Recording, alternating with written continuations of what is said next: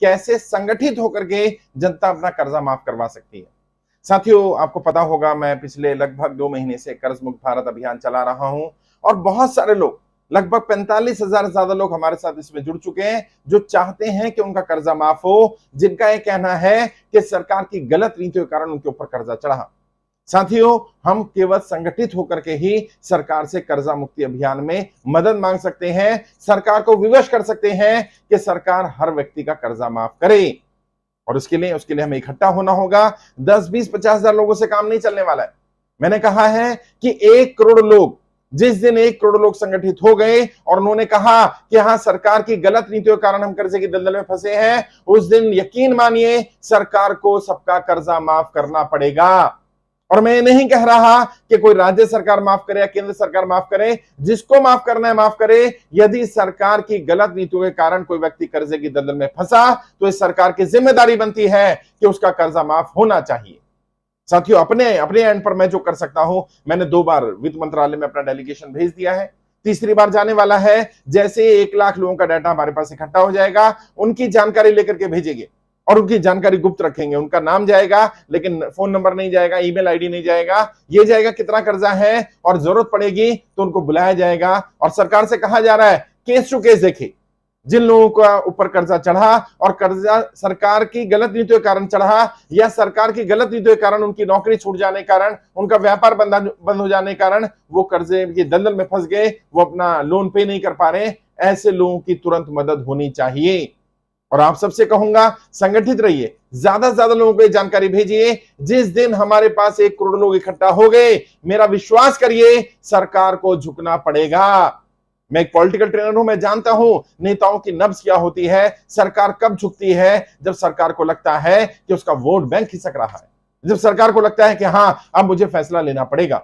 और वैसे भी हम क्या मांग रहे हैं, सरकार जब बड़े बड़े उद्योगपतियों का 100-200 परिवारों का लाखों करोड़ों रुपया माफ कर सकती है, तो क्या गरीब लोगों का, मजदूरों का, किसानों का, छोटे व्यापारियों का, आम लोगों का गाड़ी का loan, home loan, education loan, किसानों का केसीसी का लोन या छोटा मोटा क्रेडिट कार्ड का लोन 10, 20, 50,000, लाख, 2 लाख, 5 लाख, 10 लाख तक का लोन माफ नहीं कर सकती?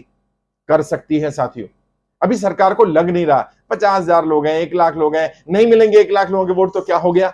लेकिन जब सरकार को लगा कि नहीं, ये 1 करोड़ लोग हैं, हर घर में 4 वोट होते हैं, यानी कि 4 करोड़ लोग इन्फ्लुएंस होंगे, तो फिर कोई भी सरकार होगी वो हिलेगी।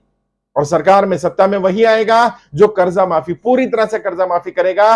एक बार जनता को पूरी तरह कर्ज मुक्त करना पड़ेगा और दोबारा कर्जे की दलदल में ना फंसे, इसके लिए मैं उन्हें ट्रेन करूंगा, गाइड करूंगा। उन सबको ट्रेनिंग दी जा रही है। लोग कह रहे हैं कि एक बार कर्जे से आप उतार देंगे, वो व्यक्ति दोबारा कर्जे की दलदल में फंस जाएगा।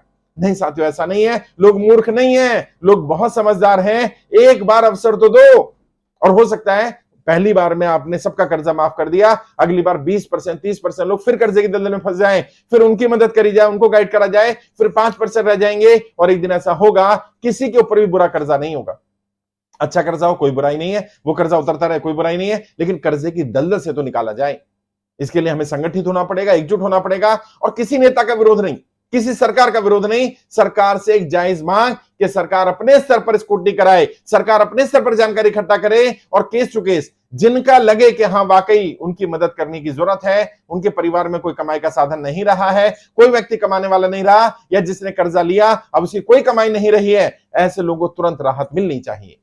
और जिन लोगों ने प्राइवेट फाइनेंसर से लोन लिया हो या रिश्तेदारी में लोन लिया हो, उनकी भी जितनी हो सके संभव मदद की जाए।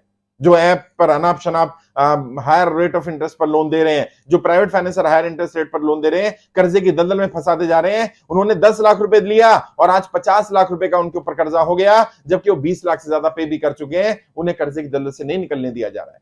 ऐसे लोगों की जानकारी सरकार के पास होनी चाहिए, वो जानकारी सरकार को दी जा रही है ताकि सरकार मदद कर सके।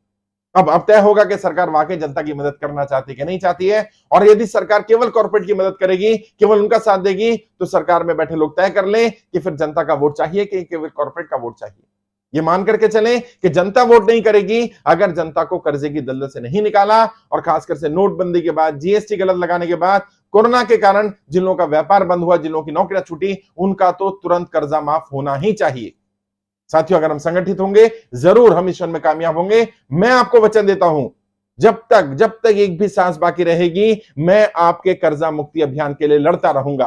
मेरे ऊपर कोई कर्जा नहीं है, मैं अपने कर्जे माफी की बात नहीं कर रहा, लेकिन आप सबका कर्जा माफ कराएंगे, एक एक रुपया माफ कराया जाएगा। ये मेरा वादा है, मेरी पूरी टीम का वादा है। बस आप मेरे हाथ मजबूत करिए, आप मेरा साथ दीजिए। आपका ये भाई, आपका ये बेटा, आपका ये दोस्त जरूर आपके इस मिशन में कामयाब होगा।